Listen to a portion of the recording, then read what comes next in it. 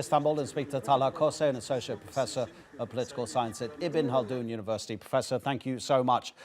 I'm not sure if I've yet seen, and I have been looking for international reaction to Turkey's operation. What do you think the Americans are going to say here? And Iran also, the Russians may have something to say, but it seems as if there's relative silence at the moment.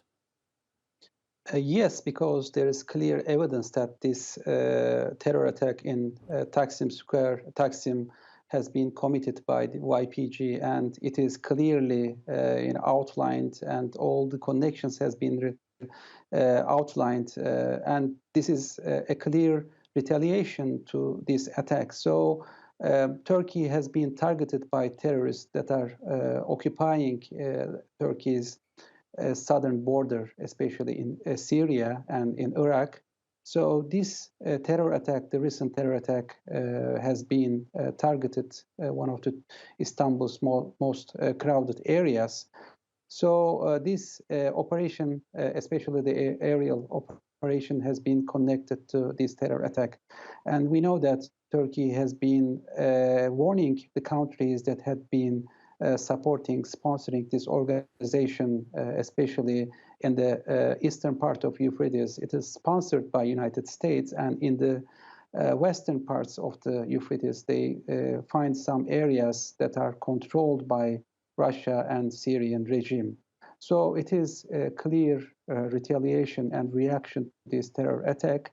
And also, Turkey has earlier warned the countries that are supporting this organization, and Turkey has argued that there is clear evidence that the equipment that are provided to this organization YPG to fight against ISIS, or with the pretext of fight against ISIS, has been used against Turkey's security forces, and in this case, unfortunately, it is used against Turkish civilians in one of the crowded areas of Istanbul.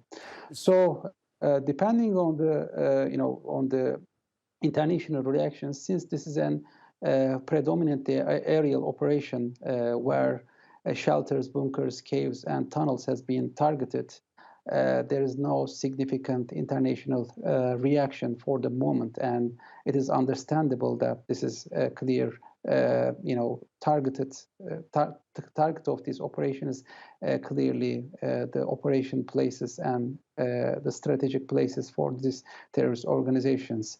But as we see in the coming maybe days, if the operations continue, there may probably be more reactions from Washington and maybe from Russia. But for the moment, Turkey also argues that, according to an earlier agreement with Russia, Russia was responsible to remove terror elements of YPG from the areas that are controlled especially in the western part of the Euphrates. Yeah, that agreement is at least 2 years old, isn't it, Talha? Yes. If you don't mind, briefly, much of what you've been explaining seems to also examine the basis under international law under which Turkey would have launched this operation. Do you think that Ankara and the government will have warned anybody, especially the Americans, that this was about to happen, or that they would have done it without any consultation?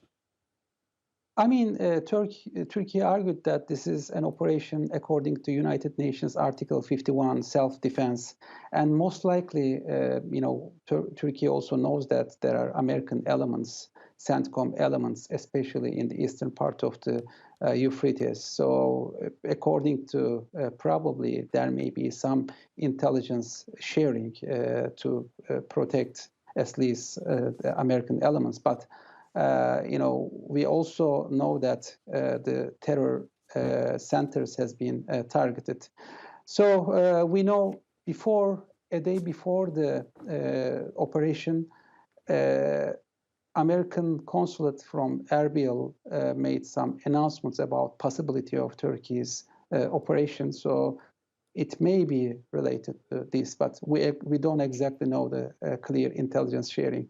But we know also that this is not a coordinated attack with the Americans or Russians, and this is unilateral decision of Turkey to secure its borders, and it is justified by United Nations Article 51 self-defense.